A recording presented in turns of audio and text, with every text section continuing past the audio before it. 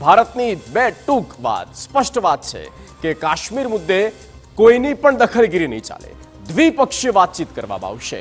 આ મુદ્દો આમ તો જો કે ભારતનો છે, પણ ભારત અને પાકિસ્તાન જે બંનેની સરહદ અડે છે, માટે આ બંને દેશ વચ્ચે જ દ્વિપક્ષીય વાતચીતથી ઉકેલાશે અને તેમાં કોઈ ત્રીજા પક્ષની ભૂમિકા નહીં ચાલે। વિદેશ મંત્રાલયના પ્રવક્તા છે રણધીર જયસ્વાલ, તેમણે આજે પ્રેસ કોન્ફરન્સ કરી અને કહી દીધું કે પાકિસ્તાને ગેરકાયદે રીતે કબજે કરેલ કાશ્મીરને ખાલી કરવું જ પડશે।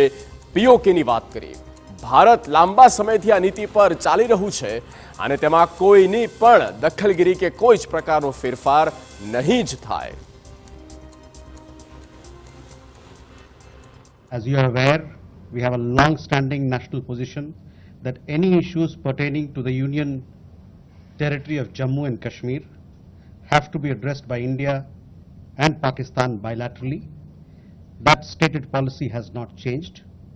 As you are aware, the outstanding matter is the vacation of illegally occupied Indian territory by Pakistan. અમેરિકાને સાફ સાફ શબ્દોમાં કહી દેવામાં આવ્યું કે આ મેટરથી તેઓ દૂર રહે, અમારે કોઈ પણ ત્રીજા પક્ષની જરૂર નથી।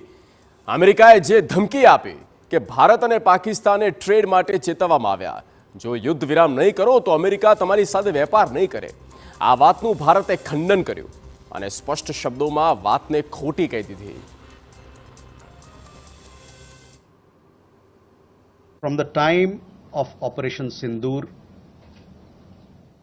commenced on 7th May till the understanding on cessation of firing and military action on 10th May,